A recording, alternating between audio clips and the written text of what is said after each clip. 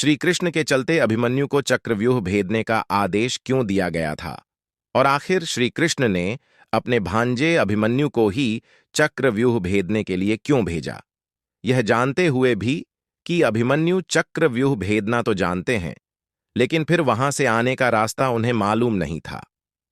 दरअसल जब अभिमन्यु सुभद्रा के गर्भ में थे, तभी वह चक्रव्यूह को भेदना सीख गए थे, लेकिन बाद में उन्होंने चक्रव्यूह को भेदना कभी नहीं सीखा।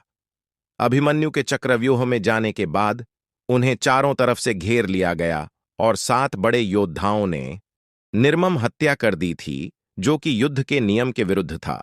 और श्री कृष्ण भी यही चाहते थे कि उनकी मृत्यु युद्ध के नियमों के विरुद्ध जाकर हो, क्योंकि जब एक तरफ से नियम टूट जाता है तो दूसरी तरफ से नियम को तोड़ने का मौका मिल जाता है।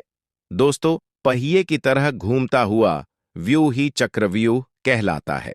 चक्रव्यूह कुछ और नहीं बल्कि सैनिकों का समूह था जो किसी खास पोजीशन में रहकर युद्ध करते हैं।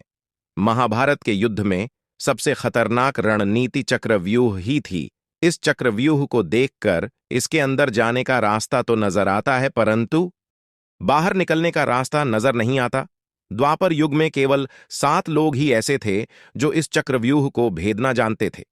भगवान श्री कृष्ण के अलावा अर्जुन, भीष्म पितामह, गुरु द्रोणाचार्य, अंगराज, कर्ण, अश्वत्थामा और प्रद्युम्न कहते हैं कि चक्रव्यूह की रचना गुरु द्रोणाचार्य ने महाभारत के युद्ध में की थी। इस चक्रव्यूह की रचना घूमते हुए पहिए की तरह होती है। कोई भी नया योद्धा इसमें एक तरफ से किसी एक सैनिक को मारकर उसके अंदर घुस जाता है और वार करते हुए व्यूह में अंदर घुसते जाता है, और योद्धा लगातार लड़ते हुए थकता भी जाता है। और जैसे जैसे वह लड़ते हुए अंदर की तरफ जाएगा तो उनका मुकाबला अंदर बड़े बड़े योद्धाओं से होगा, और वह थके हुए नहीं होंगे। और शारीरिक या मानसिक रूप से थका हुए योद्धा यदि अंदर फंस जाए तो उसके लिए बाहर निकलना मुश्किल हो जाता है। वही अभिमन्यु के साथ भी यही हुआ था। अभिमन्यु चक्रव्यूह के भीतर तो घुस गए, लेकिन वह पीछे यह नहीं देख पाए कि पीछे दीवार फिर से बन गई है और अब बाहर निकल पाना मुश्किल है।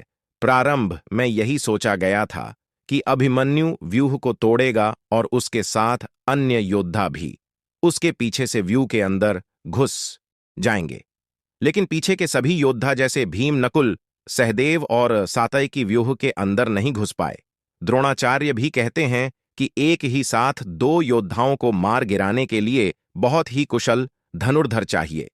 युद्ध में शामिल योद्धाओं में अभिमन्यु के स्तर के धनुर्धर 2-4 ही थे, यानी थोड़ी ही समय में। अभिमन्यु व्यूह के अंदर घुसते तो चले गए, लेकिन उनके साथ उनके पीछे कोई भी योद्धा नहीं था। जहां युद्ध और चक्रव्यूह तोड़ने के कारण वह मानसिक और शारीरिक रूप से थके हुए थे, और वही कौरव पक्ष के सभी योद्धा बिल्कुल भी नहीं थके थे। और अगर ऐसे में यदि अभिमन्यु के पास चक्रव्यूह से बाहर निकलने का ज्ञान होता तो शायद वह बच जाते। आपको बता दें कि अभिमन्यु ने कुशलतापूर्वक 6 चरण भेद दिए थे। इसी दौरान अभिमन्यु द्वारा दुर्योधन के पुत्र लक्ष्मण का वध किया गया, तो अपने पुत्र को मृत देखकर दुर्योधन के क्रोध की कोई सीमा नहीं रही। अब कौरवों ने युद्ध के सारे नियम तोड़ दिए। 6 चरण पार करके अभिमन्यु जैसे ही 7वें और अंतिम चरण में पहुंचे तो दुर्योधन और अश्वत्थामा सहित 7 महारथियों ने उन्हें घेर लिया, और अभिमन्यु फिर भी उनसे साहसपूर्वक लड़ते रहे। और 7 महारथियों ने मिलकर अभिमन्यु के रथ के घोड़े मार दिए। फिर भी अभिमन्यु ने अपनी रक्षा के लिए अपने रथ का पहिया उठा लिया और उसी से अपने आप को बचाने लगे और दाएं हाथ से तलवारबाजी करते रहे। कुछ देर बाद अभिमन्यु की तलवार टूट गई और रथ का पहिया भी चकनाचूर हो गया।